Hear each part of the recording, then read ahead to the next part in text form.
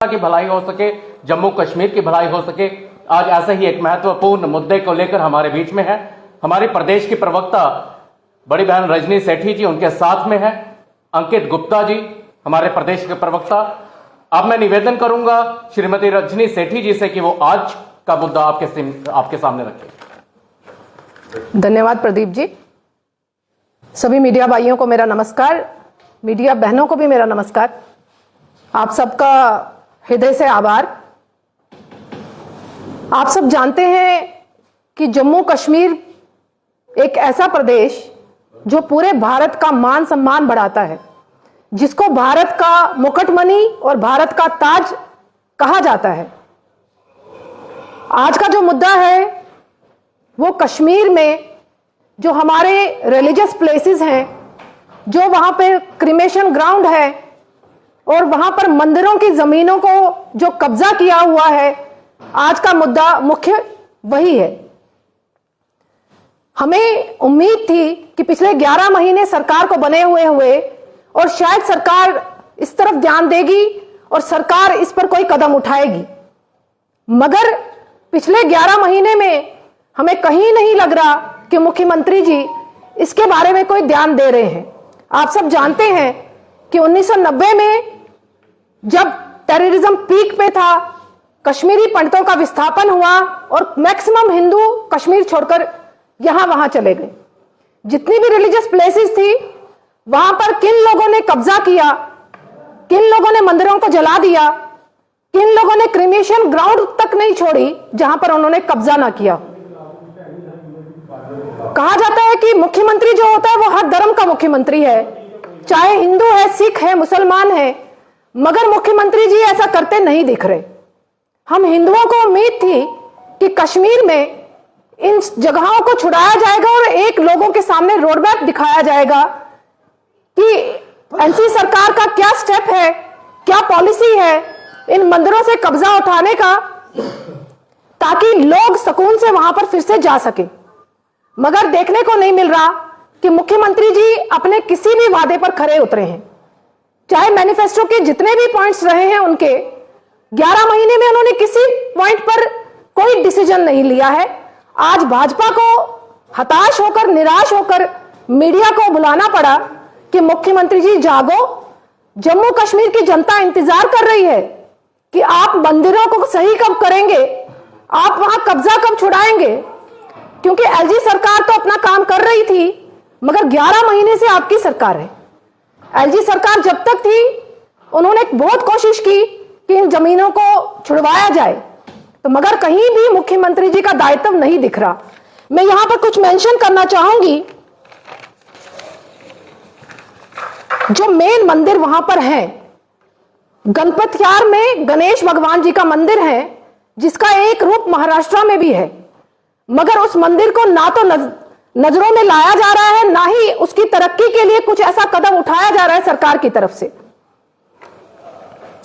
कहा जाता था कि सरकार जो होती है वो कल्चर हेरिटेज को मेंटेन करने के लिए हर स्टेप उठाती है, मगर सरकार की तरफ से ऐसा कुछ भी नहीं दिख रहा।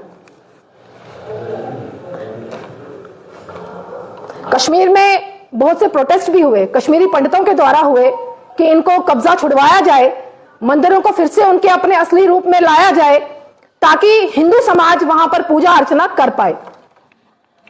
यहां पर मैं कुछ चीजों का जिक्र करना चाहूंगी जो क्रिमेशन ग्राउंड वहां पर मुख्य में है, जो है उनके बारे में बताना चाहूंगी। वैसे तो वहां पर बहुत से क्रिमेशन ग्राउंड है जिन पर कब्जा हुआ है, मगर कुछ क्रिमेशन ग्राउंड है जो मेन में है। करण नगर में क्रिमेशन ग्राउंड है जिस पर कब्जा हुआ है। बरजुला में, श्रीनगर में भी क्रिमेशन ग्राउंड है, वहां पर कब्जा हुआ है। कृपाल मोचन में, सोपुर में यह भी क्रिमेशन ग्राउंड है जहां कब्जा हुआ है। शोपियन में भी क्रिमेशन ग्राउंड में एनक्रोचमेंट हुई है। यहां की सरकार ने कहा था कि वो कुछ मंदिरों को सही करेगी, उस बारे में अंकित जी बात करेंगे, मगर उसमें से कुछ मंदिर ऐसे हैं जो हमारे माने हुए मंदिर हैं, जो हमारे हिंदू धर्म के लिए सर्वोपरि हैं। हारी पर्वत है वो कश्मीर में है, जिसकी आज दशा क्या है वो सरकार की जिम्मेवारी थी उसको ठीक करना। शीतलनाथ मंदिर है, बारामूला में शिव जी का मंदिर है। आप इस चीज का बिल्कुल ध्यान रखिएगा कि सरकार का दायित्व है कि हर धर्म को लेकर चले। सिर्फ एक कम्युनिटी के मुख्यमंत्री नहीं है आपको हिंदुओं की आस्था को भी मेंटेन करने की जरूरत है। आज का आप लोगों को बुलाने का यही मुद्दा था कि उमर सरकार को जगा पाए, उनके डिपार्टमेंटों को जगा पाए कि जो उन्होंने वादे किए हैं वो वादे पूरे करें। आगे की मैं बात अंकित जी को कहूंगी कि वो आगे की बात को रखें। धन्यवाद बहन रजनी सेठी जी। जिस प्रकार से आपने बताया कि जिस प्रकार से उमर अब्दुल्ला सरकार, नेशनल कॉन्फ्रेंस की गवर्नमेंट हर फ्रंट पे फेल हुई है, फेलियर साबित हुई है, मैं भी इसमें कुछ बातें जोड़ना चाहूँगा। सबसे पहले तो इनका ऐसा कहना था कि वहाँ के जो क्रिमेशन ग्राउंड्स हैं या वहाँ के जो रिलीजियस प्लेसेस हैं उनकी जो लैंड पे कब्जा किया गया है वो वापस उसको बहाल किया जाए। तो मेरे कहने का मुद्दा ये है, अगर ये वहाँ पे अपना रिहैबिलिटेशन की बात करते हैं कि वहाँ पे कश्मीरी जो विस्थापित हैं उनको फिर से वापस लेके जाएंगे, तो किस प्रकार से वो लोग जब वापस जाएंगे, अगर उनके समाज में या उनके परिवार में कोई दुख की ऐसी घटना होती है, वो किस प्रकार से क्रिमेशन ग्राउंड का इस्तेमाल कर पाएंगे। या अगर उनको कोई अपना अच्छे मौके पे वर्शिप करने जाना है या किसी मंदिर में या रिलीजियस प्लेस में उनको माथा टेकने जाना है, किस प्रकार से वो लोग वहां पे जाके अपना वर्शिप कर पाएंगे। साथ ही साथ ये केवल उमर अब्दुल्ला का गवर्नमेंट का फेलियर इस केवल एक फ्रंट पे नहीं है। उनके मैनिफेस्टो में जितने भी वादे किए गए थे वो टोटल फेलियर साबित हुए हैं। मैं एक स्टेटमेंट कोट करना चाहूंगा, उनकी स्टेटमेंट आई थी मार्च महीने में इसी साल में। Heritage conversation and religious infrastructure scheme के तहत 45 प्रोजेक्ट्स जो हैं और इसमें रिलीजियस साइट्स जो हैं आइडेंटिफाई की गई थी, उन पे ऑलरेडी काम चल रहा था और 73 एडिशनल जो साइट्स को है आइडेंटिफाई किया गया था। क्या वो इस बात का उनकी गवर्नमेंट जवाब देगी कि क्या उस पे आगे क्या काम हुआ है? ये 45 जो थी साइट्स जिस पे ऑलरेडी काम चल रहा था उसकी क्या आगे प्रोग्रेस है, और जो 73 साइट्स एडिशनल आइडेंटिफाई की गई थी उसकी क्या आगे रणनीति तय की गई है। साथ ही साथ मैं जो डिपार्टमेंट ऑफ कल्चर और टूरिज्म जिसको उमर अब्दुल्ला खुद हेड करते हैं, एक ऐसा उनकी तरफ से एक आश्वासन हम चाहते हैं कि यहाँ की जनता को, जम्मू कश्मीर की जनता को मिले, जिससे कि वो बताएं कि जल्द से जल्द और किस टाइम फ्रेम में ये जिसकी हम लैंड ऑक्यूपाई जो हुई है इलीगल तरीके से उसको वापस लाया जाएगा और क्या पॉलिसी है। साथ ही साथ इनके जो नेशनल कॉन्फ्रेंस का जब मैनिफेस्टो आया था लास्ट ईयर, इनकी गवर्नमेंट यहाँ पे बनने से पहले इलेक्शन टाइम में, उसमें एक क्लियर कट बिल की बात की गई थी, टेम्पल और रिलीजियस प्लेसेस श्राइन्स का बिल था। और इस बिल पे क्या काम हुआ है, क्योंकि उसमें क्लियर कट लिखा था कि ये बिल जो है असेंबली में आएगा, जब हमारी सरकार यहाँ पे आती है हम असेंबली में उस बिल को लाएंगे और जो वापस से जो टेक केयर है वहां के टेम्पल्स की, उनके असली जो लोग हैं उनको सौंपेंगे। इस बिल पे क्या उनका कहना है, ये बिल कब तक असेंबली में आएगा।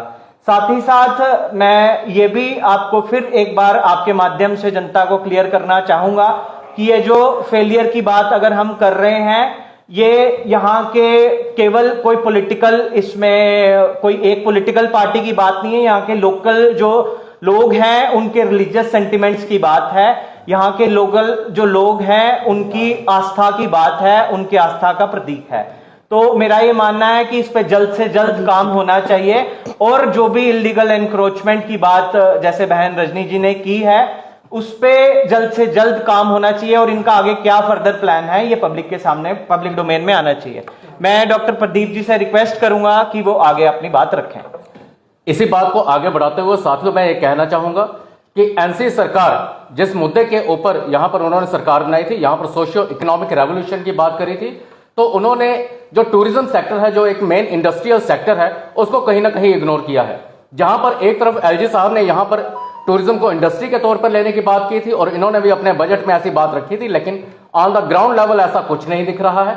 और जहां पर हम बात करें कि हमारा पूरे जम्मू कश्मीर में जो है ऐसे धार्मिक विरासतें जो है वो पूरी भरी हुई हैं, चाहे वो हिंदू हो, चाहे वो मुस्लिम श्राइन्स हो, चाहे वो सिख श्राइन्स हो, चाहे वो जम्मू खिता हो चाहे वो कश्मीर खिता हो। अगर हम कश्मीर खिते की अगर बात करें तो वहां पर अगर हम उन प्रॉपर्टीज की अगर रख रखाव नहीं कर सकते हैं, अगर उन प्रॉपर्टीज को जो हम एनक्रोचमेंट से नहीं बचा सकते हैं, उसके लिए हम डेवलपमेंट के लिए काम नहीं कर सकते हैं, तो हम उसको इंडस्ट्री के तौर पे डेवलप नहीं कर सकते हैं। और यह बहुत बड़ा एक धक्का होगा हमारी सोशियो इकोनॉमिक डेवलपमेंट के लिए, क्योंकि being last state Jammu and Kashmir जो मैप में हमारे हिंदुस्तान के, तो उसमें टूरिज्म एक बहुत बड़ी इंडस्ट्री के तौर पे इसने काम करना है, जिसके लिए हमें इंसेंटिव्स भी चाहिए, वहां पर रख रखाव भी चाहिए, वहां पर डेवलपमेंट भी चाहिए, चाहे वो कोई भी श्राइन हो, चाहे हिंदू श्राइन हो, मुस्लिम श्राइन हो, चाहे सिख श्राइन हो।